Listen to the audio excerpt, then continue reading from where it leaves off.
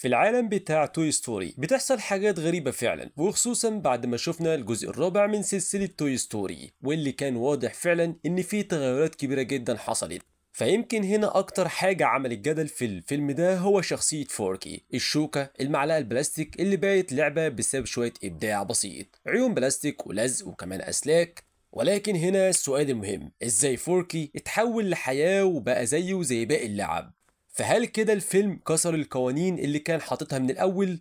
احنا هنا مع بعض هنحاول نفهم وجود فوركي وازاي بيتماشى مع عالم توي ستوري.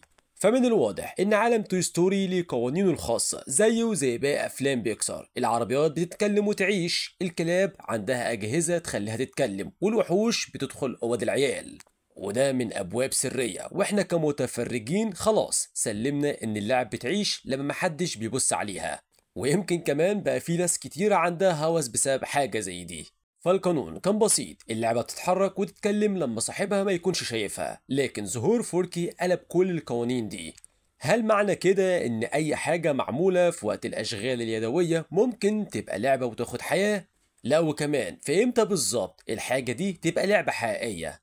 في ناس بتقول إن عيون فوركي هي السبب اللي خلتها تبقى لعبة، بس الحقيقة إن ده مش شرط، لأن من أول فيلم شفنا إن في ألعاب ملهاش عيون وبرضه كانت عايشة، زي مثلا الهوكي باك، الكورس اللي بيلعبوا بيه الهوكي، وكمان اتش سكتش اللي بيرسم.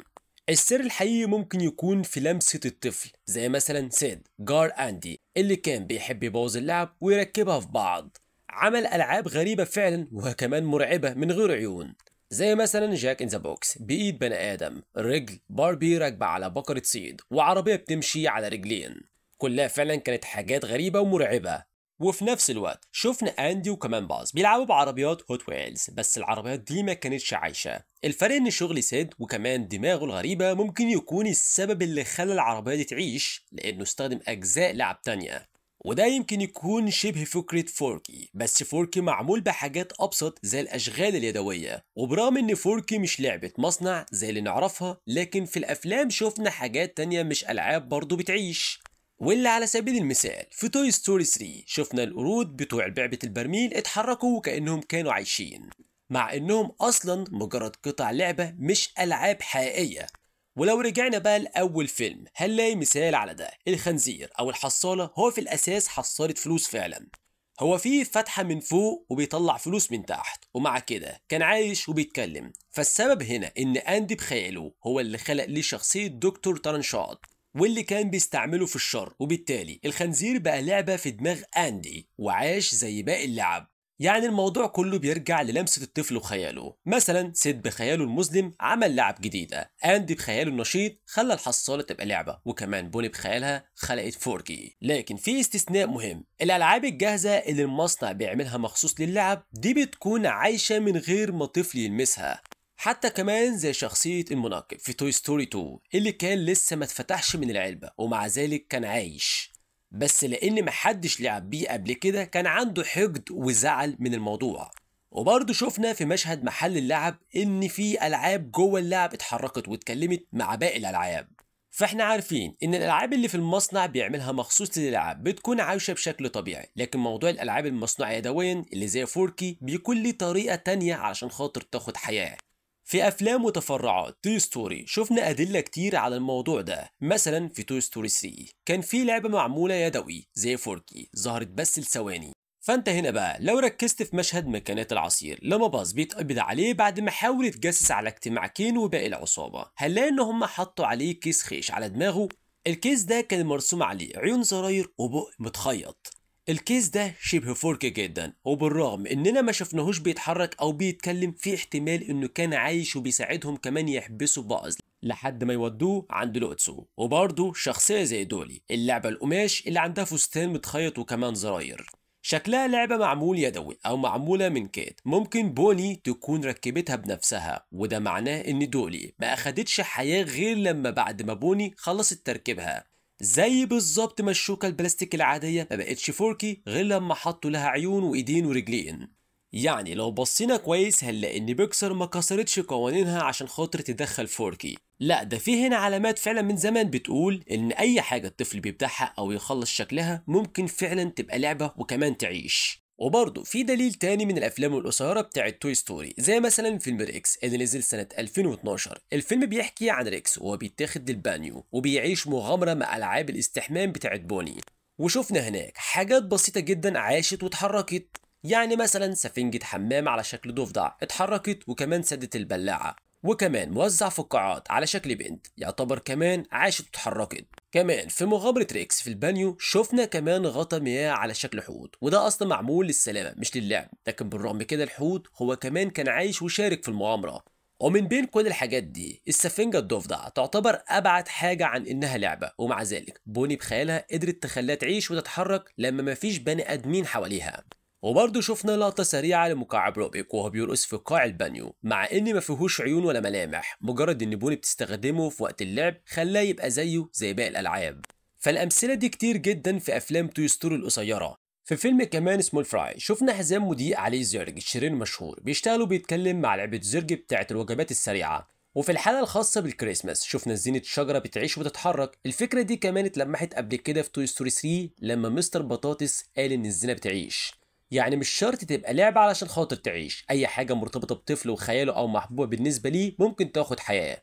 نفس الاتجاه شفناه في الحلقة المرعبة شوية في توي ستوري لما عربية بوني اتعطلت وباتوا هنا في اوتيل مشبوه. هناك بقى صاحب الاوتيل كان بيستخدم سحلية اجوانا عشان خاطر تسرق الالعاب وبيبيعها على الانترنت. وسط الالعاب اللي كانوا محتجزينها لقينا حاجة غريبة برضو، علبة بونبوني اللي اتصورت كأنها لعبة حلوى عايشة، وكمان أرنب ليجو، وده من أقرب الأمثلة للفوركي. الأرنب ده مش معمول من طاب رسمي لليجو، ده مجرد طوب ليجو عادي طفل ركبه على شكل أرنب وحط له عيون. ومن هنا بقى عايش بخيال الطفل. من غير الشكل ده كان هيبقى مجرد شوية مكعبات، وده فرق كبير عن شخصيات ليجو الجاهزة اللي ليها رأس ووش وأجزاء جسم واضحة. لكن هنا بقى بيجي السؤال، يا ترى فوركي أو الأرنب ليجو دول عايشين قد إيه؟ يعني مثلا الأرنب قدر يغير شكله ويبقى سلم أو حتى أشكال تانية، طب لو فك المكعبات دي هيفضل عايش ولا هيرجع مجرد طوب؟ ونفس الشيء مع فوركي، لو عيونه أو إيديه وقعت هل هيفضل عايش ولا هيموت؟ في الجزء الرابع من توي ستوري شفناه بيقول بنفسه أنا مكاني مش هنا، ووشه طول الوقت فيه قلق وخوف، فهو واعي جدا إن بقى لعبة بس مش قادر يتقبل ده. فالموضوع هنا عكس اللي حصل مع باز يطير في أول فيلم. باز كان لعبة ومش عارف إنه لعبة، فاكر نفسه بطل فضاء حقيقي. أما فورك العكس تماما، هو شوكة بلاستيك عارف إنه مش لعبة ومش فاهم إزاي لقى نفسه وسط باقي الألعاب. وبما ان هنا بوني عندها خيال واسع، طبيعي نسأل هل فورك هيكون الإضافة الوحيدة ولا ممكن نشوف حاجة جديدة في الجزء الجديد من توي ستوري. كمان من الحاجات اللي السلسلة دي ما جابتش سيرتها قبل كده الصلصال.